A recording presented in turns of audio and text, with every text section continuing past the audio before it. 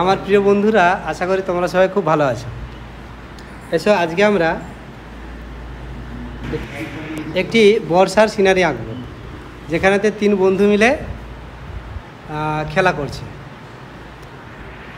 প্রথমে আমরা আকাশ এবং মাটিটা এঁকে নিচ্ছি, আর মাটির যেটা নিচু জায়গা সেই জায়গাতে জল জমে আছে সেই জায়গাটাও।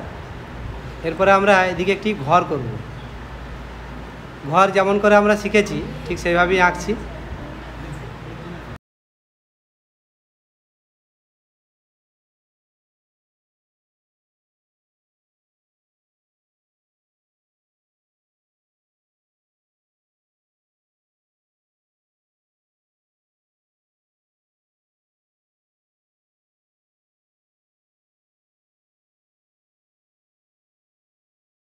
চলো, এখানে আমরা একটি ছেলে আঁকবো।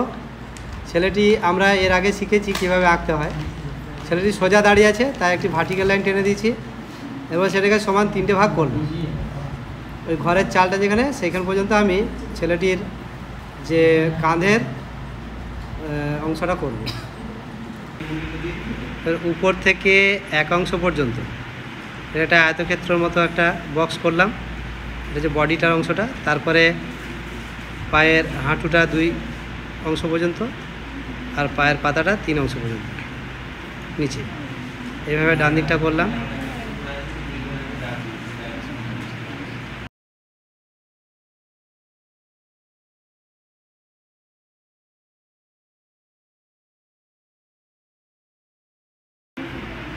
এরপরে মাথাটি করে নিচ্ছি।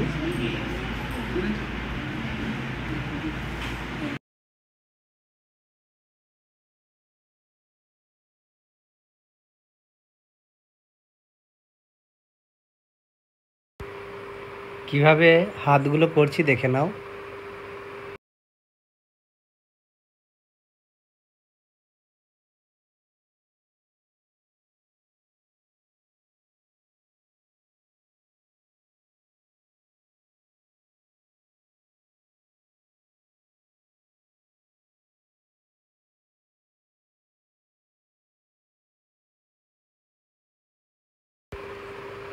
এরপরে এখানে আরেকটি আমরা ছেলে আঁকবো।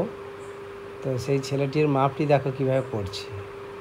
মানে সেই ছেলেটি সামনের দিকে ঝুঁকে আছে, সেই জন্য তার কীরকমভাবে ফিগারটা হবে সেটা দেখো।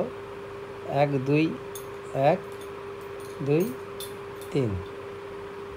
এই 1 নম্বর দাগটাতে আমরা এই বডিটা করলাম, 2 নম্বর পর্যন্ত হাঁটু করলাম, আর 3 নম্বর পর্যন্ত পায়ের পাতা। এবারে পেছনের দিকের পাটা এঁকে নিচ্ছি সেই একইভাবে।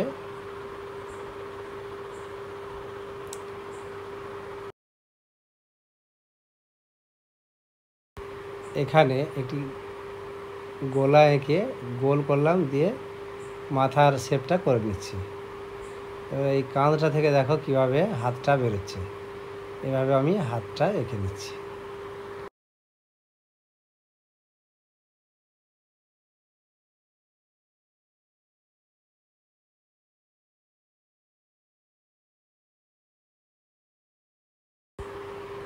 এই একই রকমভাবে আমরা পিছনে আরেকটি ছেলে এঁকেছি। স্ট্রাকচার করার পরে আমি সমস্তগুলো ডিটেলিং করে নিয়েছি। চোখ, কান, নাক, মুখ, হাতের আঙুল, জামা, প্যান্ট, এগুলো ডিটেলিংগুলো দেখে দেখে করে নিও।